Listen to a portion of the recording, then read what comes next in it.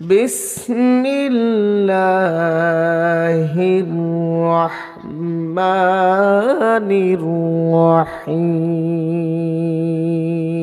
الرحيم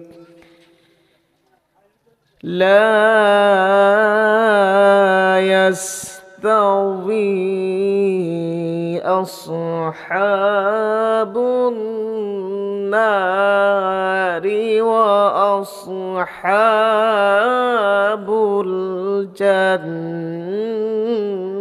الجنة أصحاب الجنة هم الفائزون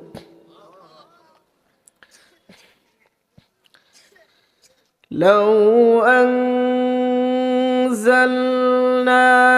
هذا القرآن على جبل لرأيته خاشعا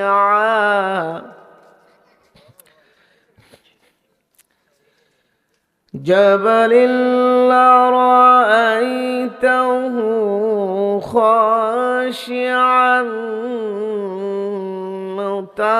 متصدعا من خشية الله وتلك الأمثال نضربها للناس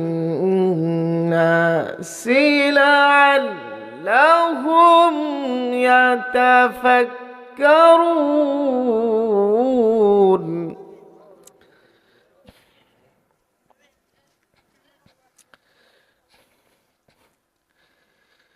وتلك الأمثال نضربها للناس لعلهم يتفكرون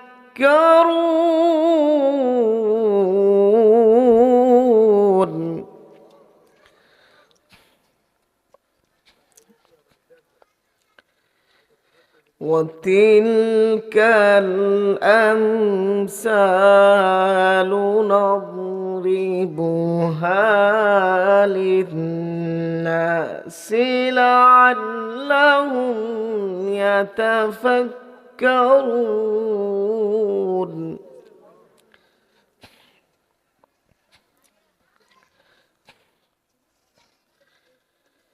بسم الله الرحمن الرحيم لا يستوي أصحاب النار وأصحاب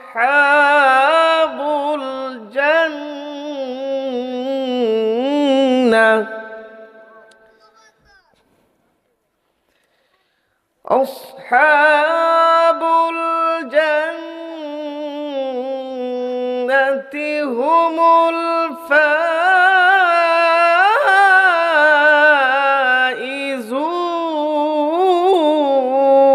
الفائزون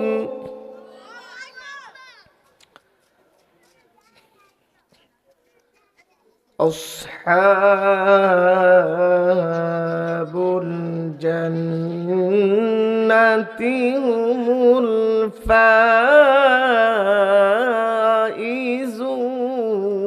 الفائزون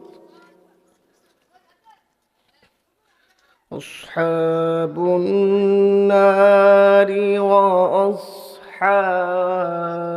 الجنة أصحاب الجنة هم الفائزون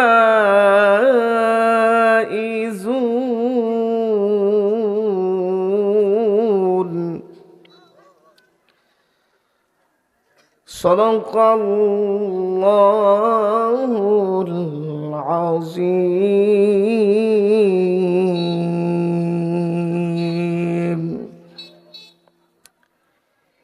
إن الله وملائكته يصلون على النبي يا أيها الذين آمنوا صلوا عليه وسلموا تسليما সকলে মহব্বতে প্রিয় নবীর শানে সকলে আমরা দুরূদ শরীফ পড়ি আল্লাহুম্মা সাল্লি আলা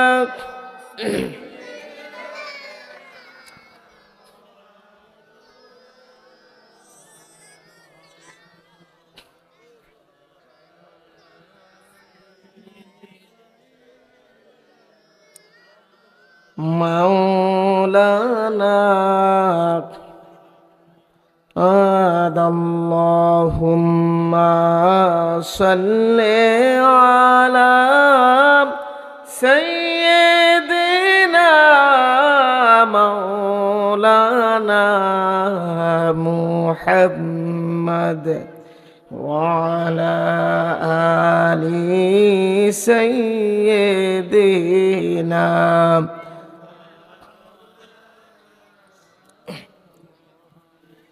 ইসলাম কবুল করে হযরত বেলাল শৈল কত যন্ত্রণা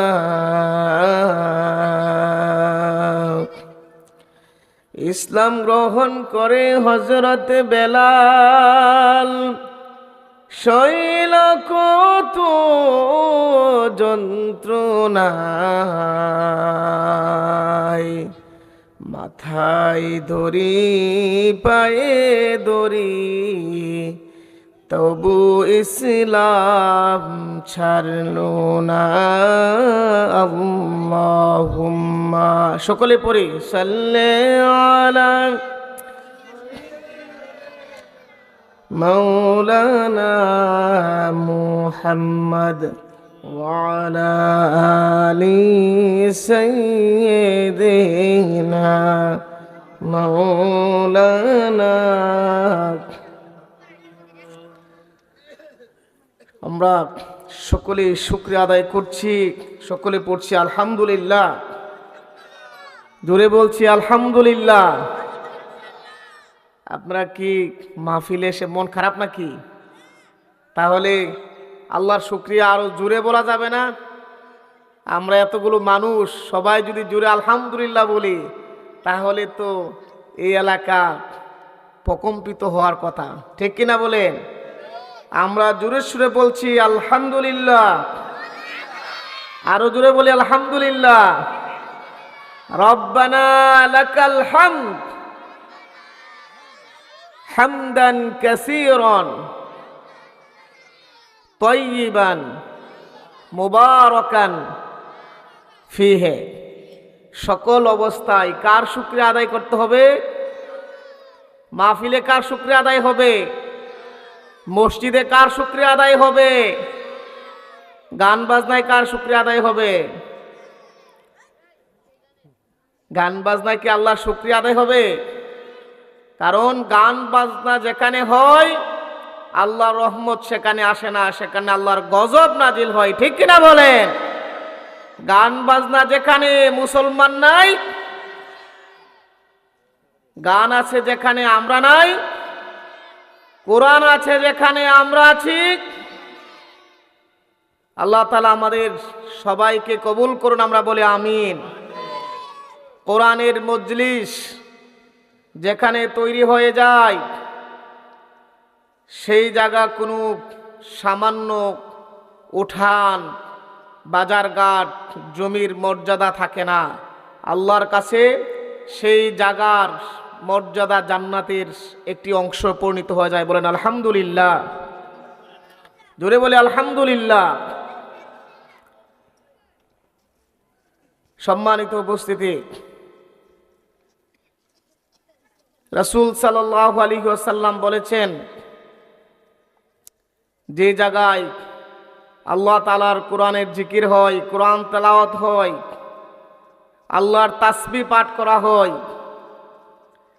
সেই জায়গার উপরে আল্লাহ রাব্বুল আমিন তার রহমত বর্ষিত করেন এবং সাকিনা প্রশান্তি মানুষের উপরে নাজিল করতে থাকেন। বলেন আলহামদুলিল্লাহ। শুধু তাই নয়, আল্লাহ রাসূল সাল্লাল্লাহু আলাইহি ওয়াসাল্লাম বলেছেন, লা ইয়াকআদু কওমুন ইয়াযকুরুনাল্লাহা ইল্লা খাফফাতহুমুল মালায়েকা ওয়া গাশিয়াতহুমুর রাহমা ওয়া নাযালাত আলাইহিমুস সাকিনা ওয়া যাকারাহুমুল্লাহু ফী মান ইনদাহু। আল্লাহ রাসূল বলেছেন যে মাহফিল যেখানে হয়, কোরআনের আলোচনা যেখানে হয়, সেই জায়গাটাকে আল্লাহ রাব্বুল আমিনের কুদরতি রহমতের ফেরেশতারা বেষ্টনী দিয়ে রাখে। বলেন না আলহামদুলিল্লাহ। তাদের উপর রহমত নাজিল হতে থাকে, সাকিনা বর্ষিত হতে থাকে। শুধু তাই নয়, আল্লাহ রাব্বুল আমিন আরশে আজিমে তার ফেরেশতার সাথে এই মানুষগুলা নিয়ে আলোচনা করেন। যাকারাহুমুল্লাহু ফী মান ইনদা। বলেন সুবহানাল্লাহ। আল্লাহ রাব্বুল আমিন তাদেরকে নিয়ে কি করেন? আলোচনা করেন ফেরেশতাদেরকে নিয়ে, যারা তার কোরআন শোনার জন্য এসেছে, যারা আল্লাহর জিকির করেন। জিকির হচ্ছে কি? কোরআন। সবাই বলেন জিকির কি? কোরআন। জিকিরের অনেক অর্থ। সালাত একটা অর্থ, নামাজ এটা একটা কি? জিকিরের অর্থ। প্রিয় ভাইয়ের আমার, তাহলে এই মাহফিলে যারা আমরা এসেছি আর মাহফিলে যারা নাই, তারা কি এক সমান? এক সমান হবে? এক সমান হবে না। আর দেখেন, এই মাহফিলগুলো, কোরআনের যে মাহফিলগুলো হয়, সব মাহফিল তো একরকম নয়। কিছু কিছু মাহফিল আছে যেখানে মানুষ গেলে, আলোচনা শুনলে ইমান যা আছে তা শেষ হয়ে যায়। বলেন নাউজুবিল্লাহ। কিছু কিছু মাহফিল আছে যেখানে গেলে মানুষ শিরিক শিখে। কি শিখে? শিরিক শিখে। এমন কিছু মাহফিল হয় যেখানে মানুষ বেদাত শিখে। এমন কিছু মাহফিল হয় যেখানে মানুষ গেলে আপনার পজিটিভের জায়গা নেগেটিভ হওয়ার সম্ভাবনা বেশি থাকে। আল্লাহ রাব্বুল আমিন এই ধরনের কোরআন হাদিসের ভ্রান্ত আকীদা, শিরকিয়াত, বেদাত থেকে আল্লাহ আমাদের সবাইকে হেফাজত করুন। আমরা বলি আমিন। সবাই জুড়ে বলি আমিন। সম্মানিত লক্ষ্মীপুরবাসী, এলাকাবাসী, এই মাহফিলটা আপনারা পেয়ে খুশি নাকি আপনারা রাগ? খুশি। দেখেন, এখানে এই মাদ্রাসাগুলোতে কোরআন শিক্ষা হয়। কি করা হয়? কোরআন শিক্ষা হয়, ইসলাম শিক্ষা হয়। এখানে আপনার এই যে আড়াইবাড়ি মাহফিল মাদ্রাসা, সেখানে আপনার হাদিস পড়ানো হয়। বিভিন্ন বড় বড় মাদ্রাসাগুলোতে সেখানে হাদিসের আলোচনা করে, কোরআন শিক্ষা হয়। কিন্তু এখানে আপনারা যে বয়সের মানুষ আসছেন, আপনারা চাইলে কি একটা মাদ্রাসায় ভর্তি হয়ে ইসলাম শিক্ষা করতে পারবেন? এলেম অর্জন করতে পারবেন? এটা কি সম্ভব? জুড়ে বলেন, এটা সম্ভব নয়। কিন্তু আলহামদুলিল্লাহ, মাহফিলগুলো হচ্ছে এখানে সকল শ্রেণীর মানুষের জন্য। এখানে স্কুল ছাত্র, কলেজের ছাত্র, মাদ্রাসার ছাত্র, এখানে যুবক, এখানে বৃদ্ধ, সকল মানুষ ইসলামকে জানার জন্য, বোঝার জন্য একটি অন্যতম প্ল্যাটফর্ম হচ্ছে মাহফিলগুলো। বলেন আলহামদুলিল্লাহ। জুড়ে বলেন আলহামদুলিল্লাহ। আর এই ইলম যদি আপনারা অর্জন করেন, জ্ঞান অর্জন করেন, তাহলে রাসূলুল্লাহ সাল্লাল্লাহু আলাইহি ওয়াসাল্লাম বলেছেন, মান সালাকা তরিকান ইয়ালতামিসু ফিহি ইলমান সাহহালাল্লাহু লাহু বিহি তরিকান ইলাল জান্নাহ। আল্লাহ রাসূল বলেছেন, প্রখ্যাত সাহাবী হযরত আবু দারদা রাদিয়াল্লাহু তাআলা আনহু বর্ণনা করেছেন, আল্লাহ রাসূল বলেছেন, মানুষ যখন ঘর থেকে বের হয়ে যায় ইলম অর্জন করার জন্য, আল্লাহ রাব্বুল আমিন তার জান্নাতের রাস্তাটাকে সহজ করে দেন। বলেন সুবহানাল্লাহ। আমরা এখানে কি অর্জন করতে এসেছি? ইলম অর্জন করতে এসেছি। সবাই বলেন, কি অর্জন করতে এসেছি? ইলম। আর এই ইলম অর্জন করা অবস্থায় যদি কেউ মৃত্যুবরণ হয়, কেউ যদি মৃত্যুবরণ করে, জ্ঞান অর্জন করা অবস্থায়, ইলম অর্জন করা অবস্থায়, রাসূলুল্লাহ সাল্লাল্লাহু আলাইহি ওয়াসাল্লাম বলেছেন, ওই লোকটাকে আল্লাহ রাব্বুল আমিন শহীদের মর্যাদা দান করবে। বলেন আলহামদুলিল্লাহ। আমরা এই মাহফিলগুলোকে কিছু শেখার জন্য, জানার জন্য এবং বোঝার জন্য মাহফিলগুলোতে আমরা আসা যাওয়া করবো ইনশাআল্লাহ। আমল করার উদ্দেশ্যে এবং জানার উদ্দেশ্যে এবং কি মানার উদ্দেশ্যে। শুধু আপনার জানবেন শুনবেন যে হুজুর আসছে টাকা নিবে এই সেই, ওনারা বলে যাক আমরা শুনে যাই, এটা কি এতটুকু সীমাবদ্ধ থাকবে? এটা সীমাবদ্ধ থাকবে না। এটা হচ্ছে আমলের উদ্দেশ্যে থাকতে হবে। আপনি আমল, আজকে মাহফিল থেকে যদি আপনি একটা সিদ্ধান্ত নেন, আজকের মাহফিল থেকে যদি একটা মাসালা আপনি গ্রহণ করেন, আজকের মাহফিল থেকে যদি আপনি একটা ভালো আমল যদি আপনি রিসিভ করে নেন, গ্রহণ করে নেন, তাহলে এই মাহফিলটাই সাফল্য হবে, এই মাহফিল সার্থক হবে এবং আপনি একজন সফল হবেন, আপনি একজন স্বার্থবান মানুষ হবেন। বলেন আলহামদুলিল্লাহ।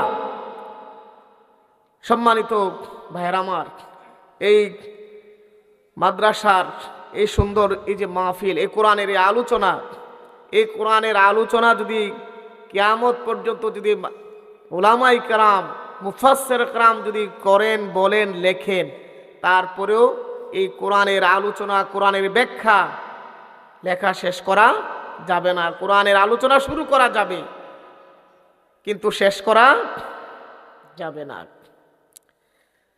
আল্লাহ রাব্বুল আলামিন বলছেন, কুল লাউ কানাল বাহরু মিদাদান লিকালিমাতি রাব্বি লানাফিদাল বাহরু ক্বাবলা আন তানফাদা কালিমাতু রাব্বি ওয়ালাউ জিনা বিমিসলিহি মাদাদা।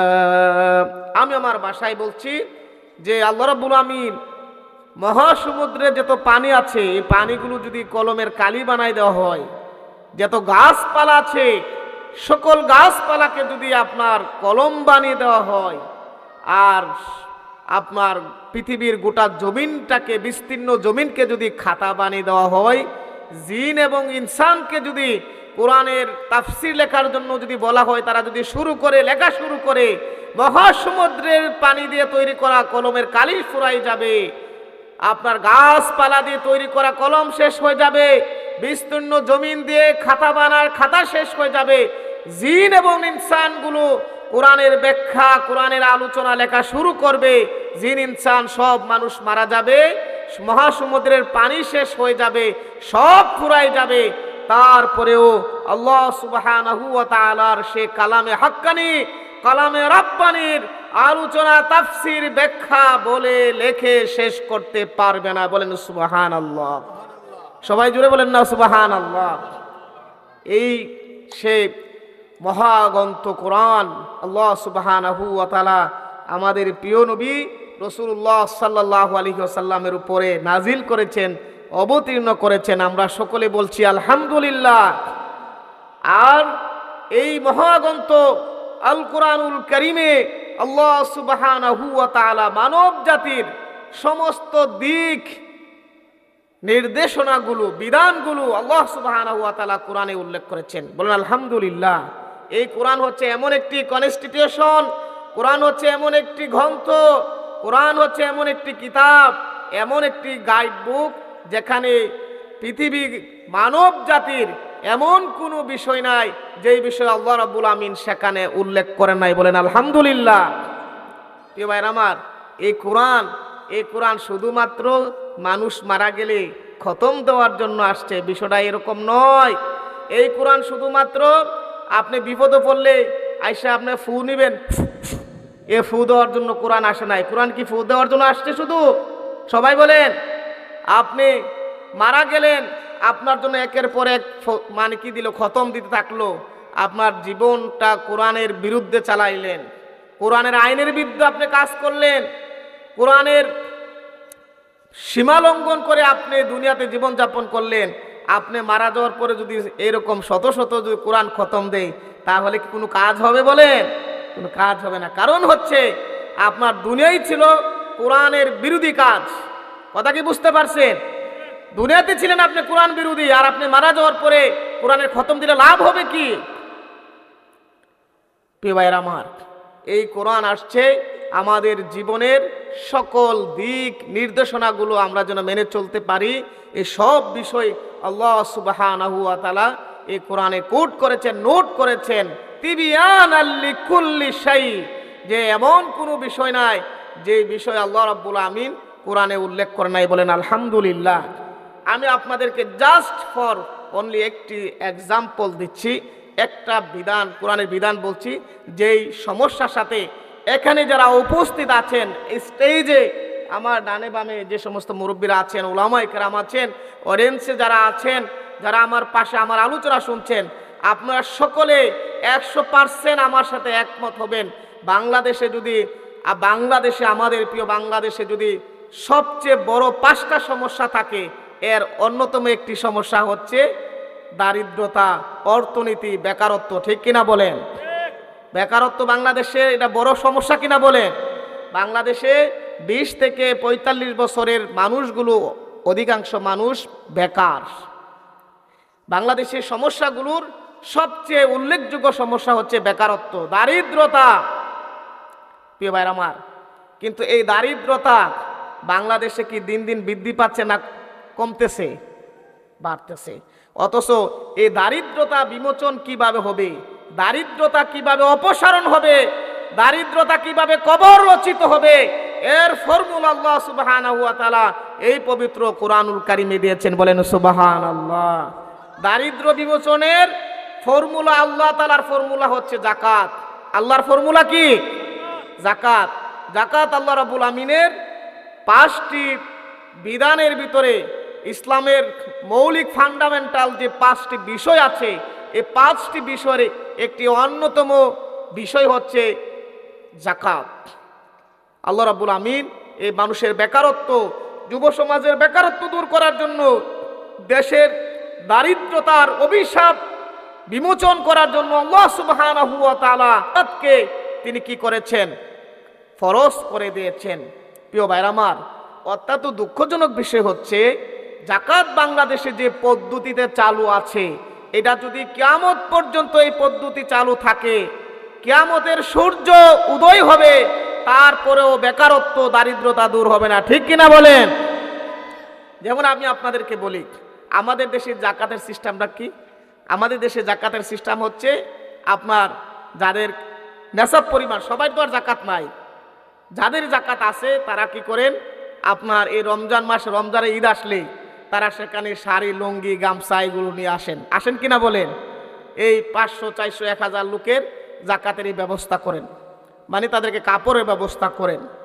আবার অনেকে দেখা গেল তিনার যদি আপনার 5 লক্ষ টাকা যাকাত আসে, তাহলে তিনি কি করেন, 1000 টাকা করে মানুষকে যাকাত দেওয়ার জন্য বিশাল বড় লাইন তৈরি করেন। পুরা এলাকা ঢাকায় ঢুকায় কি করেন, 1000 করে এইভাবে টাকা দিচ্ছেন। আচ্ছা, আমি আপনাদেরকে বলি, আপনি এই 5 লক্ষ টাকা যদি একজনকে 1000 করে দেন, তাহলে কতজনকে দেওয়া যায়? 500 জনকে। 500 জন লোকরে আপনি কি করলেন? যাকাত দিলেন। 1000 টাকা করে 500 জন লোকরে আপনি এই গোবিনাথপুর ইউনিয়ন থেকে, এই যে লক্ষ্মীপুর, খিরনাল, তারপরে হচ্ছে আপনার এই যে আমাদের পাশে জেঠুয়ামুড়া সহ বিভিন্ন এলাকা থেকে আপনি ফতেহপুর সহ গ্রাম থেকে দায়িত্ব দিলেন যে আপনারা এই কিছু লোকদের এইভাবে ঢাকায় নিয়ে আসেন। তো সবাই মিলে 500 লোকরে হাজির করলো। হাজির করার পরে আপনি টাকা এই টেবিলে রাখলেন। রাখার পরে আপনি ঈদের আগের দিন সবাইকে 1000 টাকা করে দিলেন। কশো লোকরে দিলেন? 500 লোকরে দিলেন। ক লাখ টাকা দিলেন? সবাই বলেন কত লাখ টাকা? 5 লক্ষ টাকা দিলেন।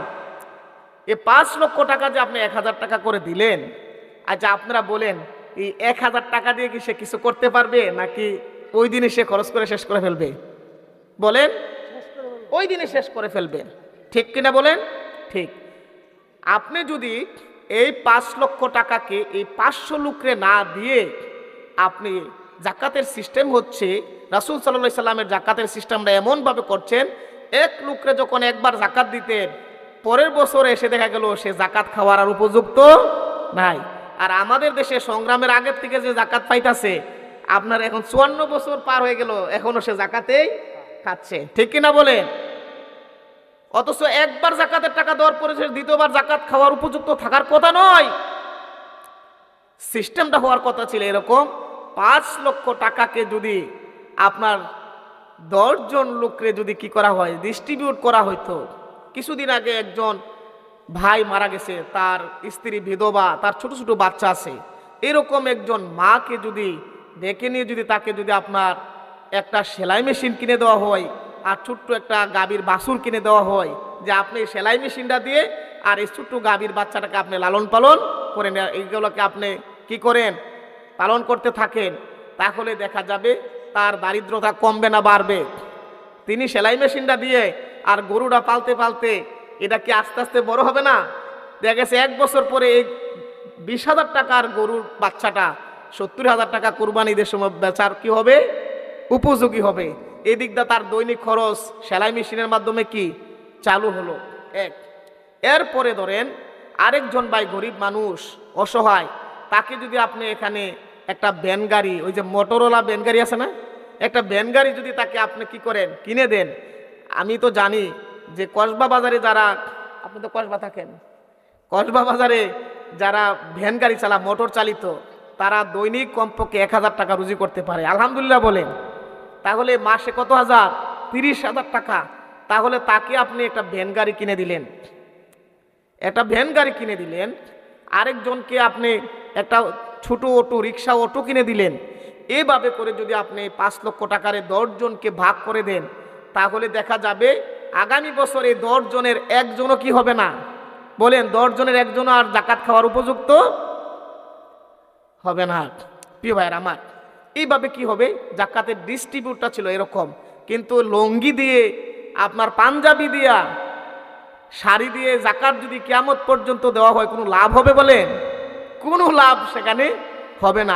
আমি আপনাদেরকে আরেকটা বলি, এই জাকাত আদায় করার দায়িত্ব হচ্ছে ইসলামী সরকারের। এই জাকাত আদায় করার দায়িত্ব কার? ইসলামী সরকারের। সরকার এই জাকাতটাকে আদায় করবে। এখন কিভাবে আদায় করবে দেখেন, সরকারের কাছে জানা আছে বাংলাদেশের যে 20 কোটি মানুষের ভিতরে কে নেশাব পরিমাণ সম্পদের মালিক, কার ব্যাংক অ্যাকাউন্ট আছে, এগুলো জানবে। অটোমেটিকলি আপনার 31শে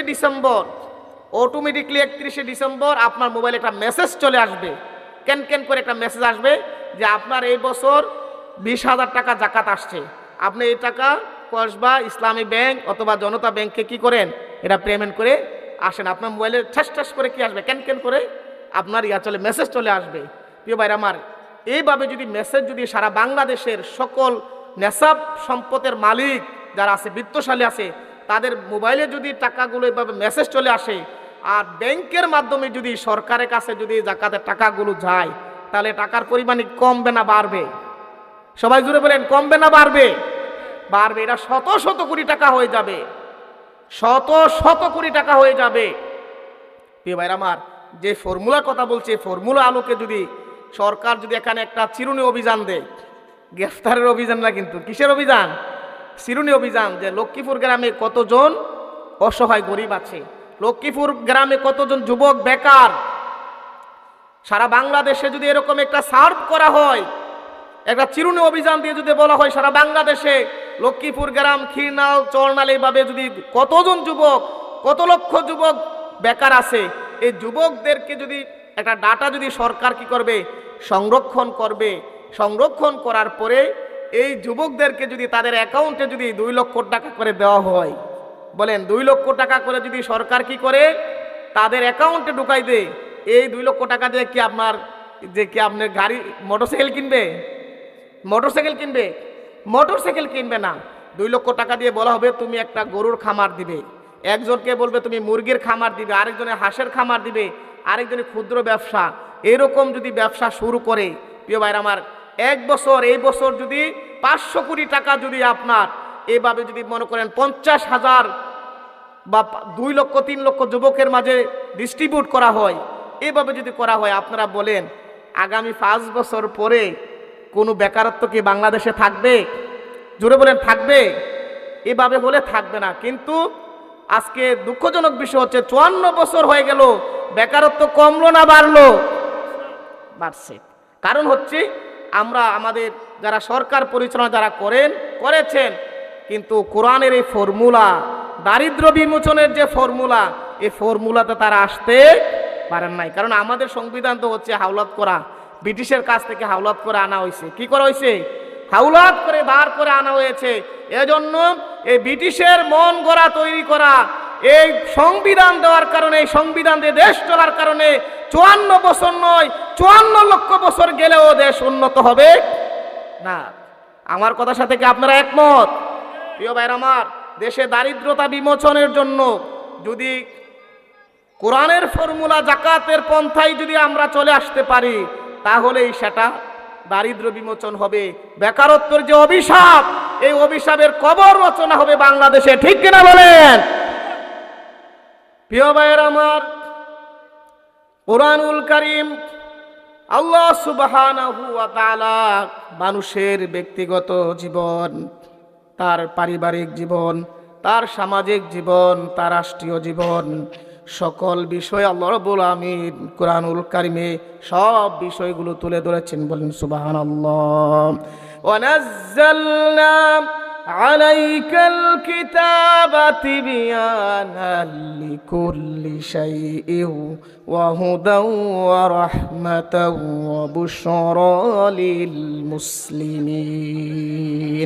আল্লাহ রাব্বুল আমিন কোরআনে শুধুমাত্র সকল মানুষের সব বিষয়ের সুস্পষ্ট বর্ণনা দিয়েছেন, সমস্যার সমাধান দিয়েছেন। শুধু তাই নয়, আল্লাহ বলছেন এই কোরআন হচ্ছে মুসলিম জনগোষ্ঠীর জন্য, বুশরালিল মুসলিমিন, মুসলমানদের জন্য সুসংবাদ। বলেন সুবহানাল্লাহ। প্রিয় সম্মানিত ভাইরা আমার, রাসূলুল্লাহ সাল্লাল্লাহু আলাইহি ওয়াসাল্লাম তিনি যে আপনার রাষ্ট্র পরিচালনা করেছেন, খুলাফায়ে রাশিদিন যে রাষ্ট্র পরিচালনা করেছেন, তারা এই কোরআন দিয়ে রাষ্ট্র পরিচালনা করেছিলেন, যার ফলশ্রুতিতে অল্প সময়ের ব্যবধানে জাকাত নেওয়ার মতন, জাকাত খাওয়ার মতন কোনো লোক খুঁজে পাওয়া যায় নাই। বলেন আলহামদুলিল্লাহ। হযরতে খলিফাতুল মুসলিমিন উমর ফারুক রাদিয়াল্লাহু তাআলা আনহু যখন খলিফা, তিনি যখন খলিফাতুল মুসলিমিন অর্ধজাহানের রাষ্ট্রের প্রেসিডেন্ট, তিনার সময় একজন মানুষ জাকাতে টাকা নিয়ে 2 দিন ধরে খুঁজছেন, মক্কা মদিনার অলিগলিতে টাকার ব্যাগ নিয়ে খুঁজতেছেন, জাকাত দেওয়ার জন্য কোনো মানুষ আর খুঁজে পাচ্ছে না জাকাত খাওয়ার মতন। আরেকজন মানুষ ফজর নামাজ পড়ে তিনি জাকাতের টাকার ব্যাগ নিয়ে বের হলেন। বের হয়ে দেখলেন গাছের নিচে একটা লোক একটা ব্যাগ মাথার নিচে দিয়ে গাছের ছায়ার ভিতরে সে আরাম ফরমাচ্ছেন। ওই লোকটা ভাবলেন যে আমি যে জাকাতের টাকা নিয়ে বের হলাম, আমার কাছে মনে হচ্ছে এই লোকটা গরিব, এই লোকটা অসহায়, কারণ সে গাছের নিচে যেহেতু শুয়ে আছে। গিয়ে তাকে আসসালামু আলাইকুম রাহমাতুল্লাহ সালাম দিলেন। সে ঘুম থেকে উঠলেন, বলছেন ওয়ালাইকুম আসসালাম রাহমাতুল্লাহ। বলছেন ভাই কি খবর? বলছে ভাই আমার কাছে মনে হচ্ছে তোমার যে চেহারার অবস্থা, কাপড় চোপড়ের যে অবস্থা দেখে আমার কাছে মনে হচ্ছে তুমি একজন গরিব মানুষ। তো সুতরাং আমার কাছে কিছু টাকা আছে, এই টাকাগুলো তুমি মেহেরবানি করে গ্রহণ করো, রিসিভ করো। প্রিয় ভাইরা আমার, ঘুমন্ত ব্যক্তি, আরাম বিশ্রাম নেওয়ার ব্যক্তি, 2 দিন ধরে বের হওয়া ব্যক্তিটা ঘুম থেকে উঠে তিনাকে বললেন ভাই আপনি জাকাতে টাকা নিয়ে কখন বের হয়েছেন? সে লোকটা বলল ভাই আজকে সকালে বের হয়েছি। প্রিয় ভাইরা আমার, সে লোকটা বলল ভাই তুমি আজকে সকাল বেলায় জাকাতের টাকা নিয়ে বের হচ্ছ, খুঁজতেছো, লোক পাচ্ছ না, আর আমি তো তোমার কাছ থেকে আরো অনেক আগে 2 দিন আগে টাকা নিয়ে ঘুরে ঘুরে বেড়াচ্ছি, বাড়ি বাড়ি বেড়াচ্ছি, জাকাত খাওয়ার মতন, দেওয়ার মতন কোনো লোক খুঁজে পাচ্ছি না। বলেন সুবহানাল্লাহ, জোরে বলেন না সুবহানাল্লাহ। প্রিয় ভাইরা আমার, অসহায় অন্ধকারে নিমজ্জিত ছিল, দারিদ্রতার কষাঘাতে ছিল। সেই সময়ে 1500 বছর আগের সে মক্কা মদিনার যুগ, এই দারিদ্রতা, অন্ধকার, জাহিলিয়াত, রক্তপাতের সমাজকে রাসূলুল্লাহ সাল্লাল্লাহু আলাইহি ওয়াসাল্লাম, খুলাফায়ে রাশিদিন অল্প সময়ের ব্যবধানে একটি কল্যাণকর, সুখী, সমৃদ্ধশালী রাষ্ট্র উপহার দিয়েছেন এই আল কোরআনুল কারীম দিয়ে, ঠিক কিনা বলেন? প্রিয় ভাইরা আমার, আজও যদি আমরা আল্লাহর এই কোরআনের কাছে যদি আসতে পারি, এই কোরআনকে যদি আমরা কনস্টিটিউশন হিসাবে যদি গ্রহণ করতে পারি, কোরআনকে যদি আমাদের জীবনের ব্যক্তি জীবন, পারিবারিক জীবন, রাষ্ট্রীয় জীবন, সামাজিক জীবন, আমার ব্যবসা বাণিজ্য, আমার রাজনীতি, অর্থনীতি, পররাষ্ট্রনীতি যদি আল্লাহর কোরআনকে যদি আঁকড়ে ধরতে পারি, তাহলে বাংলাদেশে কোনো দারিদ্রতা থাকবে না, বাংলাদেশে কোনো অভিশাপ থাকবে না, মারামারি, হানাহানি, হিংসা, বিদ্বেষ থাকবে না, ঠিক কিনা বলেন? জোরে বলেন ঠিক কিনা? প্রিয় ভাইয়ের আমার, তাহলে আসুন আমরা আল্লাহ সুবহানাহু ওয়া তাআলার ঐশীগন্ত কালামে হাক্কানি, কালামে রাব্বানিকে আমরা গ্রহণ করি, যেভাবে রাসূলুল্লাহ সাল্লাল্লাহু আলাইহি ওয়াসাল্লাম খুলাফায়ে রাশিদিন কোরআনকে মর্যাদা দিয়েছেন।